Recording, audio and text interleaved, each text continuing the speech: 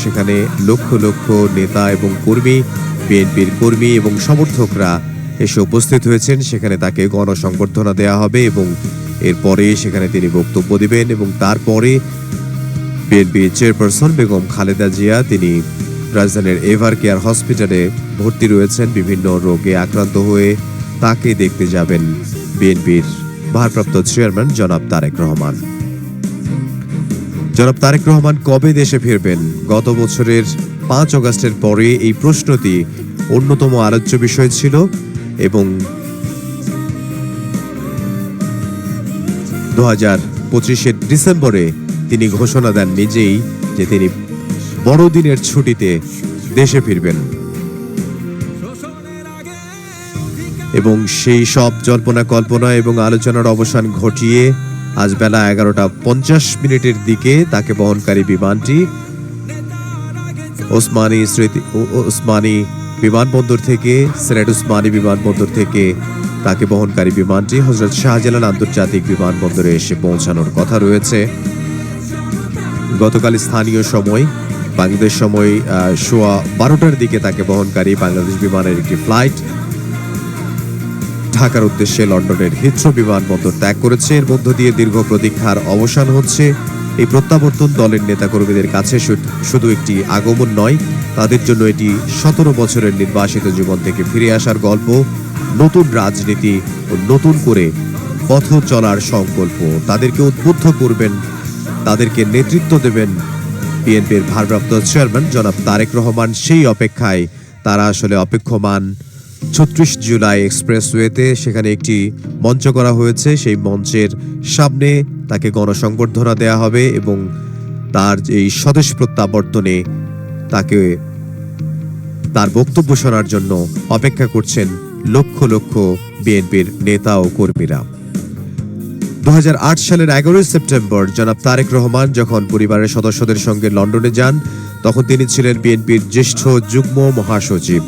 এখন তিনি ভারপ্রাপ্ত চেয়ারম্যান হিসেবে দলের দ্বিতীয় প্রধান নেতা হিসেবে দায়িত্ব পালন করছেন।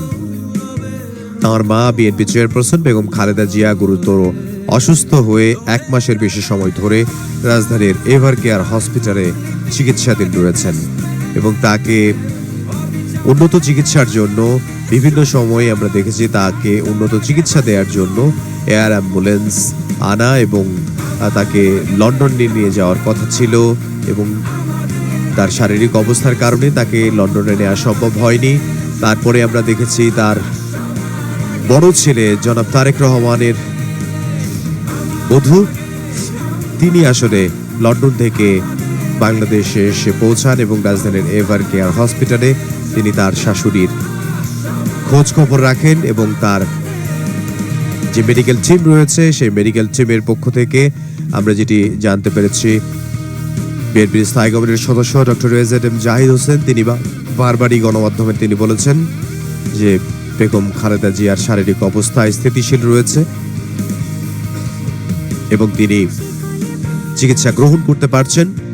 এখনো তার একই রকমের অবস্থা এবং তার উন্নত চিকিৎসার জন্য হয়তো বিএনপির ভারপ্রাপ্ত চেয়ারম্যান জনাব তারেক রহমান তিনি আজ দেশে আসছেন এবং তিনি দেশে আসার পর তার মায়ের খোঁজ খবর নেবেন এবং তার মায়ের চিকিৎসার খোঁজ খবর নেবেন এবং তার উন্নত চিকিৎসার জন্য তাকে লন্ডনে পাঠানোর যে একটি কথা উঠেছে তার উন্নত চিকিৎসার জন্য, সেটি হয়তো করা হতে পারে।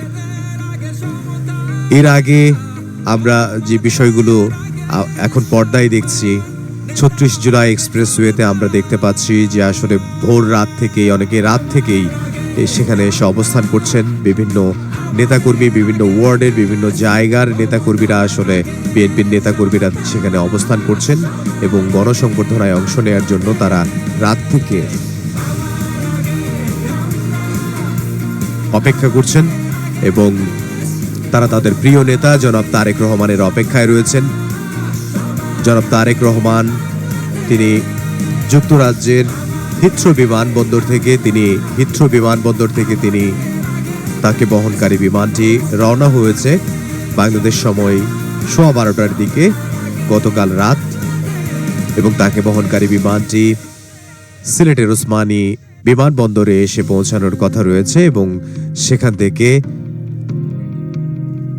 তার ঢাকায় আসার কথা রয়েছে। জনাব তারেক রহমানের ঢাকায় আসার কথা রয়েছে 11টা 50 দিকে, এবং সেখানে তিনি আসার পরে তার জন্য যে গণসংবর্ধনার আয়োজন করা হয়েছে তার স্বদেশ প্রত্যাবর্তন উপলক্ষে এখানে এসে তিনি গণসংবর্ধনায় অংশ নেবেন এবং তিনি বক্তব্য দেবেন, দিক নির্দেশনামূলক বক্তব্য দিবেন। যে নেতাকর্মীরা রাত জেগে তার জন্য অবস্থান করছেন জুলাই 36 এক্সপ্রেসওয়েতে, যেটি আগে 300 ফিট নামে যে এক্সপ্রেসওয়ের নামটি ছিল সেটি এখন জুলাই 36 এক্সপ্রেসওয়ে, এবং সেখানেই অস্থায়ী মঞ্চ করা হয়েছে এবং সেই মঞ্চে আসলে তাকে গণসংবর্ধনা দেয়া হবে। লক্ষ লক্ষ নেতাকর্মীদেরকে আমরা দেখতে পাচ্ছি, তারা ক্যাপ এবং ফেস্টুন এবং প্ল্যাকার্ড নিয়ে তারা সেখানে অবস্থান করছেন বাংলাদেশের জাতীয় পতাকা হাতে, এবং বিএনপির দলীয় জাতীয় পতাকা হাতে তারা সেখানে অবস্থান করছেন এবং তারা নানা স্লোগানে জুলাই 36 এক্সপ্রেসওয়ে মুখরিত করে রেখেছেন এবং তারা অপেক্ষা করছেন। সেই রাত থেকে অনেক নেতাকর্মী যারা রয়েছে বাংলাদেশের বিভিন্ন জায়গায়, তারাও জুলাই 36 এক্সপ্রেসওয়েতে আসার জন্য আসছেন। আমরা যে বিষয়টি দেখতে পাচ্ছি, বিভিন্ন প্ল্যাকার্ড এবং ফেস্টুন হাতে সুশৃঙ্খলভাবে অবস্থান করছেন নেতাকর্মীরা জনাব তারেক রহমানের দিক নির্দেশনামূলক বক্তব্য এবং তাকে গণসংবর্ধনা দেওয়ার জন্য। এই গণসংবর্ধনা দেওয়ার পরে তিনি আসলে যাবেন তার মায়ের কাছে। তার মা রয়েছেন রাজধানীর এভার কেয়ার হসপিটালে এবং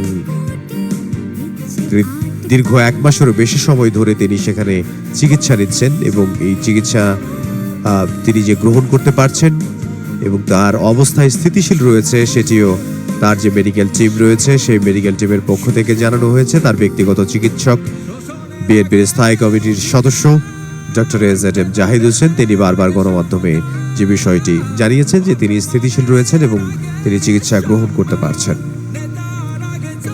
তো গণসংবর্ধনায় অংশ নেবেন বিএনপির ভারপ্রাপ্ত চেয়ারম্যান তারেক রহমান। তারপরে তিনি আসলে তার মাকে দেখতে যাবেন।